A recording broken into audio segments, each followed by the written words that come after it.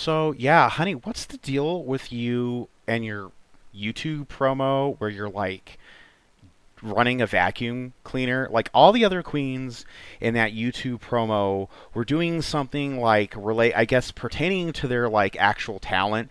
Like you have Abacus, she was like displaying her talents with the fiddle, and then you have Zora. You have Zoara like voguing, like posing that's like to her talent, and Dahlia, she's not so much a comedy queen that she thinks she is, but she was like telling jokes. And then they have Honey Marie Combs running a vacuum cleaner. Girl, what is up with that? Who the hell did you piss off backstage that they made you do that? What's the tea? Yeah, spill the tea, sister.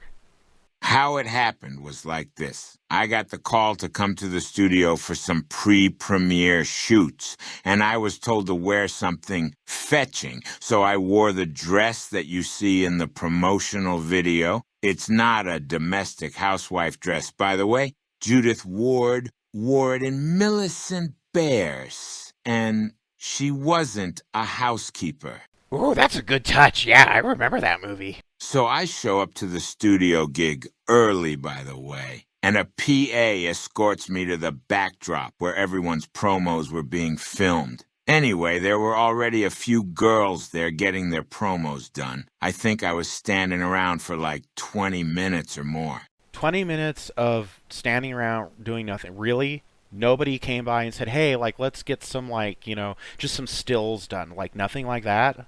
Really, just standing there. Personally, I like standing. It's better than walking. I hate walking. I hate using my legs.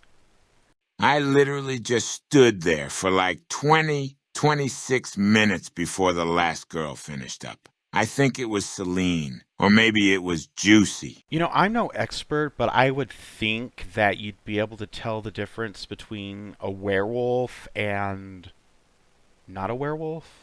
But I don't know. I wasn't there. Go on. Please go on, by all means. So then a member of production approaches me, greets me, and asks, "Hi, honey. Do you have a bit rehearsed for us today?" And my face lights up because I was like, hell yes, I do. I'm a stand-up comedian part-time, and I have some jokes prepared. Then his face just drops. Like, it melts into this neutral, indifferent expression, which at the same time I can feel my own smile melting away into a frown of confusion. Oh, yeah, kind of like the emoji. He says to me, "You can't do that. We have to find you something else to do. What else are you good at?" And I'm standing here all confused and quite honestly shook by this revelation. So I ask him, I say, "Why can't I do my bit?" And he says, "Because Dahlia did stand up and we already filmed her yesterday." Oh, right. Dahlia. Yep, that would be the one. I don't believe that she is known for her stand-up, but, God bless her, she tries. Does Dahlia even count herself as a comedy queen? I have been to San Myshuno many times, and I don't ever remember seeing her perform there, or in Del Sol Valley, or in Brindleton Bay, or wherever she claims to be from. I don't even think she counts as a comedy queen. I think she chose comedy as, like, her talent show act for her high school, which was in Copperdale. Was it Copperdale, or was it Extra? Correct me if I'm wrong, but didn't you and Dahlia go to the same high school? So it would have been in Del Sol Valley High? Oh, no, you're right. Yeah, so she went to Del Sol Valley High. Oh, fuck, shit, I remember that. That's why I remember it, because it was at her high school. She bombed. You know what, God bless her, she tried, but she bombed. Her jokes were not funny. Which really surprised me for this season, for episode 1 talent show. She again chose comedy. Honestly, I'm going to say her strong point would be lip syncing or dancing or just kind of looking pretty, which I guess there's no category for standing and looking pretty, because if there was, I would be the winner of that. Let's be honest, right? Professional background artist, dumpster diver extraordinaire, lot lizard, that's me. Extra to a T. EXXTRA. A. No, there's only one A. Remember that. Look me up. hire me. I'm available. I'm always available at night. Um, I don't know why she went with that because it's like nobody thought like, oh my god, Dolly, you're so funny. Like I let me go get your record this so my kids can watch it. Like it feels like you were kind of like usurped, honey, like right under your nose, like something that you're actually. I thought your jokes were pretty funny, especially the bit about like President Money Grub and the PS5 and all that. Like I thought that was actually pretty clever. I'll be honest, I wasn't exactly holding onto my sides and falling out of my seat laughing at your jokes. Do you even consider yourself a comedy queen, honey? I mean, I'm not trying to say you're not funny, but like, just maybe my standards are too high. I do, in fact, consider myself to be a comedy queen, and I appreciate topical humor, but I guess the judges weren't feeling it that night, which is why I was in the bottom with Claire and Eliza. So anyway, the PA returns with this Hoover brand vacuum cleaner and extends it out to me like, this is my talent. This is what I'll be displaying for the promo today. I was in shock and I took a step back and I was like, what? You want me to do the janitor's job or something? Personally, I love vacuum cleaners. They keep everything clean and tidy, and it's easier than using your hands. In grade school, they used to make us use our bare hands because magic was forbidden for some stupid reason.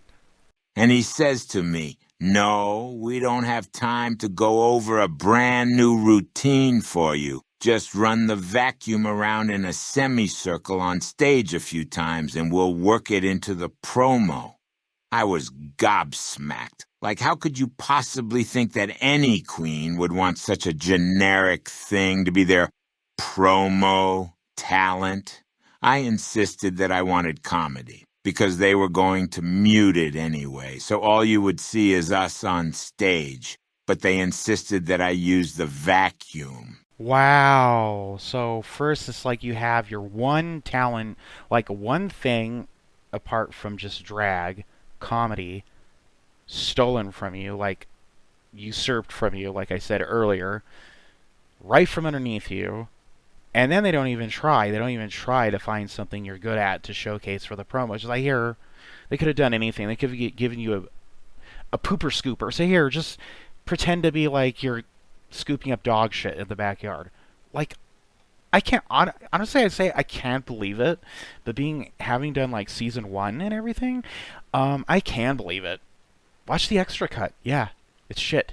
It was humiliating, at least for me it was. Like you're doing a promo for YouTube, and you're going to be shooting all of these queens doing unique interactions or whatever. Okay, fine. But why do I wind up being the odd man out with a vacuum cleaner? I'm literally June Cleaver in that promo video. Look it up. Unbelievable. Yeah, it was really disheartening to see that every other queen got to do something unique unto them. What did I get? Vacuuming. It's a good thing I'm a fan of classic MeTV television, or I would have walked. I would have sat in protest. Protest. Until my demands were met. I'm guessing that wouldn't have been silent protest. What?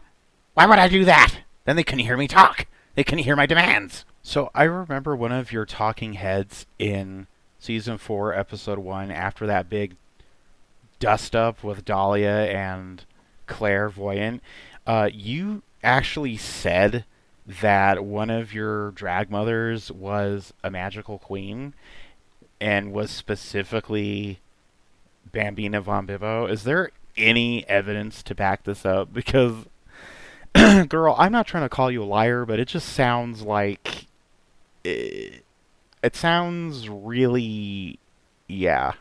Did Bambina even have any drag daughters? Because I don't remember her ever taking anybody under her wing.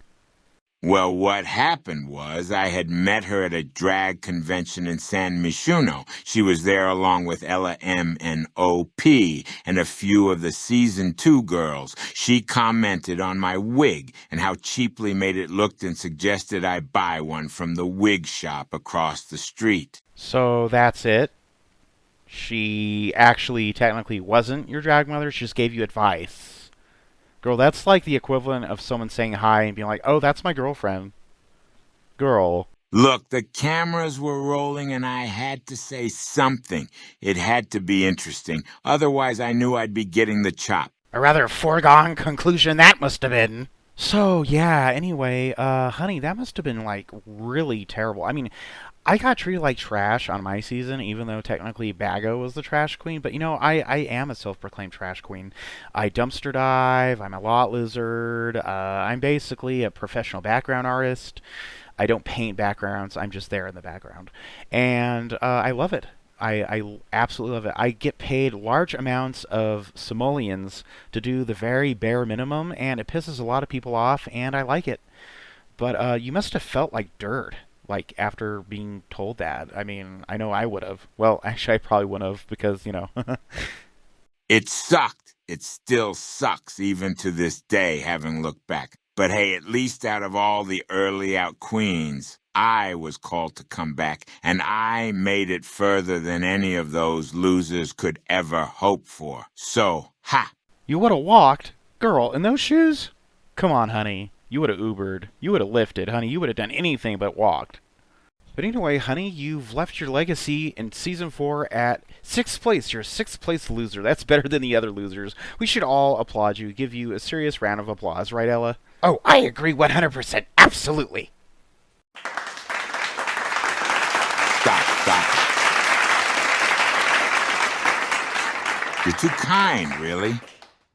And with that, we're going to leave for an ad break from totally legitimate sponsor who are totally our sponsor. Absolutely, definitely. Yes, absolutely. We're definitely not making this up. We're not pulling it out of thin air.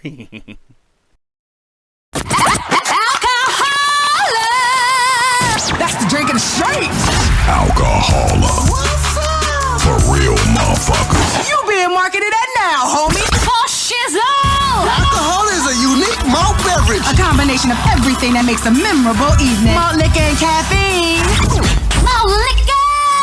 Malt liquor, caffeine, janky them motherfucker. With just a little cuckoo thrown in. It's a good time blackout in a can. What's up? You blacking out, asshole. I'm blacking out.